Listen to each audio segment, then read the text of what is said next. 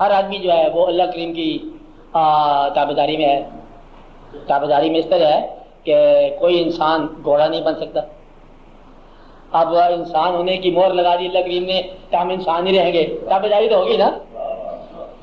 مقصد یہ ہے کہ ہم تابعداری میں ہیں سارے, کہ جب تک انسان انسان ہے تابعداری ہے. کیا بات سمجھ آ رہی ہے؟ تو کوئی آدمی اپنی قد سے باہر نہیں نکل سکتا, تابعداری میں ہے. کوئی آدمی نیند ترک نہیں کر سکتا, آپ سمجھے نا بات, کہ یہ تابعداری میں ہے. کوئی انسان جو ہے وہ بچوں کی محبت سے گریز نہیں کر سکتا, تابعداری ہے. اور جس طرح مطلب آپ کی صفات ہے, کیفیات ہے, یہ تابعداری ہے. یہ تابعداری تو فطری طور پر ہر انسان میں ہے. اب اس کے بعد ایک مذہب کی کیفیت پڑے گی.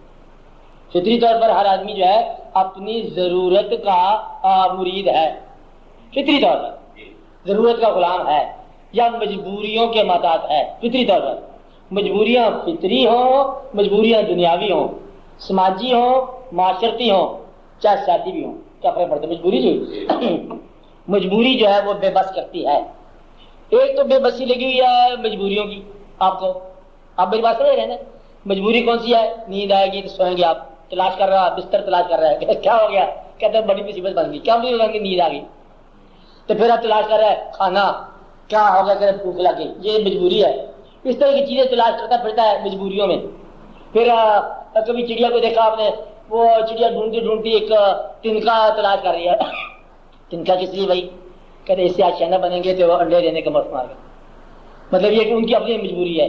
پھر ان کا آشیانہ بنانے کے بے شمار طریقے ہیں, ہر پرندے کے الگ الگ سسٹم ہے. یعنی کہ یہ مجبوریاں فطری طور پر ہیں کہ بچھو کو اگر اس نے ڈنگ دیا ہے تو کسی کو کچھ دیا ہے, کسی کو آواز دیا ہے, کوئل کو کون سی آواز دیا ہے, سانپ کو کون سا کام دیا ہے, پرندوں کو کون سا کام دیا ہے, بلند پرواز کو بلند پرواز دیا ہے. شاہی سے اگر آپ یہ کہیں کہ بھائی تو اس طرح کا برفی کھا لے, اڑنا بند کر دے, پھر برفی کو میں نے کیا کر دیا, پرواز کرتا جائے گا چاہے بھوکے ہی رہے,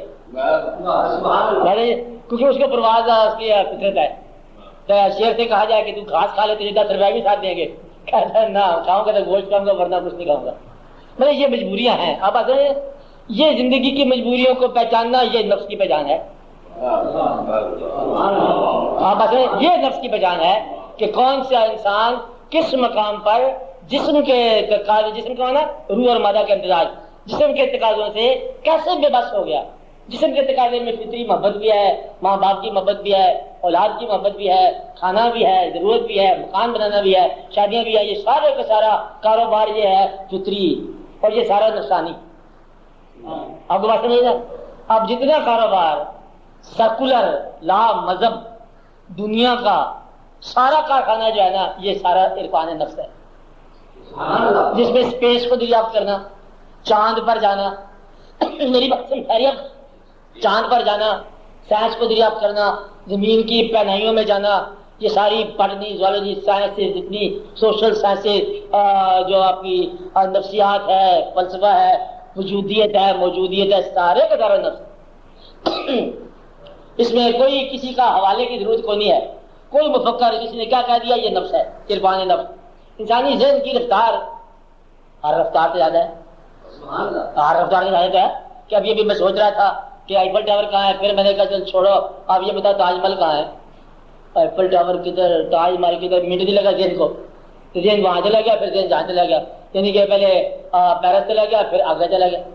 اب ذہن جہاں مرضی چلا جائے, میں چمن میں چاہے جہاں رہوں, میرے آقا فضل بار پر, تو ذہن ہر جگہ جا سکتا ہے. ذہن کی پرواز اور ذہن کا سفر لامحدود ہے. یہ فلسفے کی بات ہے, نفسیات کی بات ہے. کہ کوئی انسان جو ہے غم کسی طرح کا ہو, آنسو ایک جیسے ہیں, کمال کی بات یہ ہے. اور کہتا ہے کل تو تجھے چوٹ لگی تھی تو رو رہا تھا, اور آج تجھے کوئی اور تکلیف ہوئی تو رو رہا ہے. کہتا ہے جس طرح کا کوئی تکلیف ہو, رونا میں نے اسی طرح ہے. اب اگر یعنی کہ رونا جو ہے کسی طور پر غم کا باعث ہوگا یا کوئی اچانک خوشی کا باعث ہوگا. مطلب یہ رونا جو ہے انسان کی آنکھ میں ضروری ہے.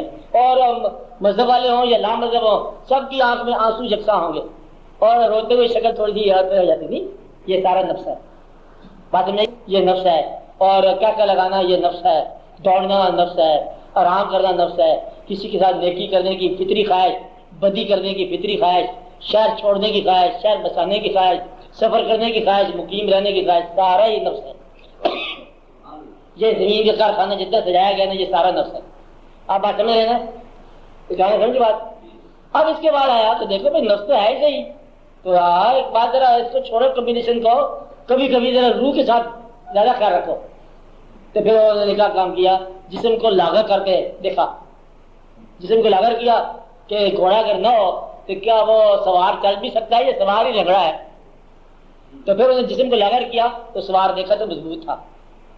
اب یہ روح کی دنیا ہے، چاہے گوتم بدھا ہو، اس میں کوئی مطلب کی بات نہیں ہے، یعنی کہ جسم کو لاغر کر کے دیکھا، جسم کو کمزور کر کے دیکھا، فاقہ کر کے دیکھا، طاقت محسوس ہوئی اندر، یہ روح جو ہے نا طاقتور محسوس ہوا۔ اور روزے رکھو یا فاقہ کرو، روح کے لیے تقویت ہوگی، کام سونا شروع کر دو روح میں تقویت ہو جائے گی، کام بولنا شروع کر دو روح میں تقویت ہو جائے گی، سارے پٹ بند کر دو، یعنی کہ وجود کے جتنے بھی آپ سوراخ ہیں جو کہتے ہیں ان کو، سارے دروازے جتنے کہیں گے سب کو بند کر دو، جتنے بھی اپرچرز ہیں سارے بند کر دو، تو پھر آپ نام نرنجن لے ہے نا، سارے پٹ بند کر دو جسم کے دروازے، تو پھر آپ کو ایک نرنجن تو خود بخود ہی ہوگا، کیوں نہیں ہوگا؟ آنکھ بند ہی رکھو، بینائی قائم ہے، آنکھ بند ہے، نظر آنا شروع ہو جائے گا، سماعت قائم ہے، کان بند ہے، سنائی دینا شروع کرے گا، بات سمجھے کہ نہیں؟ جب وہ سنائی دینا شروع کرے گا تو پھر بند کرنے کے باوجود بھی قائم ہو گیا، یہ سارا روح ہے۔ تو روح کی دنیا جو ہے جسم کے افعال اور اقوال کو ایک اور انداز سے پہچاننا ہے، یعنی کہ نفس کی جو باتیں ہیں وہ الگ، تو نفس کو بھی پہچاننے کے لیے روح میں جب انسان آتا ہے تو پھر اس کے اوپر نفس کو ڈکٹیٹ کرنا شروع کرتا ہے، ڈکٹیٹ کرنا حکم لگانا۔ اب یہ ہے کہ نفسانی دنیا میں، نفس کی دنیا میں کھانا کھاؤ گے تو صحت قائم رہے گی، روح کی دنیا میں کھانا نہ کھاؤ گے تو صحت قائم رہے گی۔ نفس کی دنیا میں جو سوئے گا وہ صحت مند ہوگا، اور روح کی دنیا میں جو سوئے گا وہ بیمار ہو جائے گا۔ یعنی کہ جو ہنسنا ہے یہ ذہنی صحت کے لیے نفس کی دنیا میں بہت ضروری ہے، لیکن روح کی دنیا میں کام ہنسے گا بلکہ ہنسے گا نہیں، جیسے کلیلوں وہ یکو کثیرا، اچھی بات ہے نا آپ کہ وہ کام ہنستے ہیں روتے جاتا ہے، تو گویا کہ نفس کی دنیا جو ہے وہ اور پیمانہ ہے، روح کی دنیا اور پیمانہ ہے، اور روح کی دنیا تک یا روح کے اعلانات تک آپ لوگ یہ پرانے مذاہب، اسلام سے پہلے کے مذاہب روح کی پہچان تک لے آئے، اسلام سے پہلے کی بات ہے۔ اور مذہب سے پہلے کا زمانہ جو ہے، یعنی کہ مذہب نہ شامل ہو تو پھر محنت کرے انسان غور فکر کی، کہاں تک پہنچے گا؟ نفس کی پہچان، آپ تک سمجھ رہے ہیں نا بات؟ اور اگر اسلام سے پہلے کے مذاہب پر غور کرے گا، عیسائیت یہ وہ جتنی ویدانتا وغیرہ اور وید اور ہندو اور شاستر اور بدھا، یہ کون سی ہوگا؟ صرف روح کی پہچان۔ اسلام نے اس میں مجھے ہے اسی کا بات تو یہ ہے جو ٹھیک کر رہے ہو کہ نفس کی پہچان بھی ہونی چاہیے، روح کی پہچان بھی ہونی چاہیے، اس سارے کے اندر ایک نئی چیز ہے، کبھی آپ نے غور نہیں کیا کہ مادہ تو مادہ ہے، روح تو روح ہے، روح اور مادہ کی جو کیفیات ہے یہ بھی ہے، لیکن ایک چیز غور کرو، وہ کیا ہے کہ تیری آنکھ کے اندر ایک بینائی بھی ہے، اور اس کائنات کے اندر ایک روشنی بھی ہے۔ تو اسلام نے نیا تصور دیا کہ نور کا تصور، تو وہ جو نور کا تصور ہے کہ نورانی اللہ کا تصور جو ہے نا، یہ اسلام نے شامل کر دیا، اور نفس بھی رہ گیا، روح بھی رہ گیا پیچھے۔ اب آپ نور میں نور اللہ کے تصور سے ہو۔ آپ میری بات سمجھ رہے ہیں نا کہ یہ سب سے بدلے بے پہچان کی انتہائی درجہ کہ آپ نور کو پہچانو کہ یہ کائنات مرکہ نور ہے، یعنی کہ مرکہ وجود تو تھا ہی نہیں، اور مرکہ روح تو آپ نے دیکھا کہ اس کے اندر جان ہے، چلتا پھرتا ہے، لیکن اصل میں یہ کائنات جو ہے نا مرکہ جمال ہے۔ اب جمال کو جو پہچاننا ہے، روح اور مادہ اور نفس سارے ہی تابع ہو گئے اس کے، کیونکہ آگے جمال ہے، اور جمال کے آگے کسی کے پاس نہیں ہے۔ یہ اشاق کی دنیا، یہ لگن کی دنیا، جس طرح یہ جو ایک دوست ہے آپ کا، چاہے لڑکا ہو چاہے لڑکی ہو، آپ سمجھ رہے ہیں بات، دوست جو ہے یہ نفس ہے، اور دوستی کرنے والا بھی نفس ہے، لیکن اگر دوستی کی لگن تیز ہو جائے تو روح کے اندر داخل ہو گئے، اور اگر اس کے اندر حکم الہی شامل ہو گیا کہ مجاز سے حقیقت بن گئی تو نور شامل ہو گیا۔ تو جب تک وہ رانجھا اپنے پنڈ میں تھا نفس تھا، ہیر اپنے پنڈ میں تھی نفس تھی، محبت شروع ہو گئی، چلو روح کی دنیا شروع ہو گئی، لیکن اگر رانجھا کرتینی میں آپ پہ ہی رانجھا ہوئی پھر یہ نور کی کیفیت شروع ہوگی۔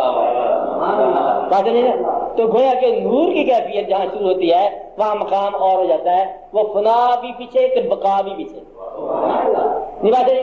تو مادہ فنا، نفس فنا، روح بقا، اور نور چناب کا دونوں سے بھرا، بلکہ یہ خالق۔ اب آپ کو بات سمجھ آنی چاہیے کہ ہم جب تک اللہ کی صفات کی پوجا کرتے ہیں تو ہم زیادہ سے زیادہ بقا کو پوجا کرتے ہیں، بقا سے ماورا ہم نہیں جا سکتے، کیونکہ ہم صفات مان رہے ہیں کہ اللہ کریم کو رازق ہونے کی اسی سے مانا کہ جب مجھے رزق مل گیا اللہ کا بڑی مہربانی ہوگی۔ تو اگر آپ اس سے بلند ہو کے دیکھو تو ایک نور کا مقام ہے جہاں نہ رزق ہے نہ لینا ہے نہ رزق کو دینا ہے، بات نہیں نا، یہ ایک نور کی کیفیت ہے۔ تو گویا کہ دنیا والے جس طرح ہم اسلام کو حکم مانتے ہیں، یہی ہے نا، اسلام کو حکم ماننا اس مقام پر منع ہے۔ اب بات میں کس مقام پر؟ جہاں اللہ کا مقام ہو۔ میرا مطلب ہے وہاں تو اسلام کا نہیں ہوتا ہے نا، اللہ مسلمان ہے، اللہ کافر ہے، اللہ تو اللہ ہی ہے۔ آپ میری بات سمجھے کہ سمجھے؟ تو گویا کہ اللہ جو ہے نا یہ مذاہب سے تو بلند ہے نا، اللہ نے آپ کے لیے اسلام رکھا، آپ اسلام میں رہو، نہیں بات نہیں، یہ آپ اسلام میں رہو کیونکہ یہ آپ کے حکم میں رہنا ہے، آپ کے لیے حکم ہے اسلام کا۔ لیکن اسلام کے علاوہ کی جو کائنات ہے، اب چاند مسلمان ہے کہ چاند کافر ہے؟ آپ بتاؤ، چاند جلوہ ہے، نہ کافر ہے نہ مومن ہے۔ تو آپ اگر چاند سے محبت ہوگی اور چاند میں آپ مست ہو گئے، نہ آپ کافر ہے نہ آپ مومن رہے۔ سورج سے محبت ہوگی نہ آپ کافر ہے نہ مومن رہے، کائنات سے محبت ہوگی نہ آپ کافر ہے نہ مومن رہے۔ یعنی کہ خالق کی تخلیق سے یا مخلوق سے ہمارا رنگ اگر یک رنگ ہو جائے، ہمارا رنگ یک رنگ ہو جائے تو پھر آپ کا مذہب کیا ہو گیا؟ پھر آپ مذہب سے ماورا ہو گئے۔ اور یہ اتنا مشکل ہے کہ اس کے اندر ایک گرتا ہے انسان سر کے بل، ساتھ ہی مارنے کا ہے۔ اس لیے بڑے بڑے فقیر جب اپنی مستی میں بلند ہوتے ہیں تو یہ کہہ جاتے ہیں کہ کافر عشق ہوں میں بندہ اسلام نہیں۔ سکھانے والے پیر خانے کے لوگ کہتے ہیں کہ ہمیں اس کا نہیں پتا کہ کیا ہے کفر کیا ہے اسلام، ہم تو ایک ہی بات جانتے ہیں کہ تیرا امر چل رہا ہے اور تو چاہے تو اسلام ہی اسلام ہے اور تو چاہے تو کفر ہی کفر ہے۔ اسی کافر کو مارتے رہیے تو تھی انہوں خوراک دیتے رہو، آپ ان کو اسلحہ دیتے جاؤ، اسی بددعا دینے جائیے، کمال ہے، پھر بددعا کیا کرے گی؟ اللہ مارنا چاہے تو خود ہی مار دے۔ اب آپ یہ غور کرو کہ اللہ کو بارے میں، اللہ کے بارے میں انسان کا جو نقطہ ہے، خیال ہے، ہر انسان کا الگ ہے، الگ اللہ ایک ہے۔ آپ بات سمجھو، جس انسان کو ماپ کے تول کے خوراک ملی ہے وہ کہے گا بہت ڈاڈا ہے، اللہ ڈاڈا ہے۔ اور جس انسان کو بغیر حساب کے ملا ہے کہتے ہیں اللہ ہی اللہ ہے، پھر تو رونقیں ہی رونقیں ہیں کیونکہ اس کو بغیر حساب کے ملا ہے۔ اب جس آدمی کو شکل خوبصورت ملی ہے کہ نہیں اللہ بڑا سخی ہے، شکل میں ذرا کمزوری ملی ہے کہ نہیں اللہ کی مطلب بہت عجیب و غریب ہی بات ہے، دیکھا کیا کرتا رہتا ہے۔ اور اگر شکل کو چلنے والا مل جائے پھر ساتھ ہی شکر ہوتا ہے کسی شکل کا۔ تو اس لیے اللہ کریم نے ایک عجیب سی مطلب بات بتائی ہے کہ وزن میں، پابندی میں یہ دین کے مقامات ہیں اور آپ ان مقامات سے بلند ہے۔ یہ بات سمجھے کہ ہمارا منہ کعبہ کی طرف اور اللہ جو ہے وہ تمہارے دل میں، تجھے کعبہ کی طرف ہے۔ اگر یہ بات ہو کہ اللہ جو ہے مومن کا دل جو ہے عرش اللہ ہے، اللہ کا عرش ہے، تو پھر آپ دل کی دنیا میں داخل ہو نا، پھر آپ باہر کے مسافر تو نہیں رہ گئے، آپ تو اندر کے مسافر ہو گئے۔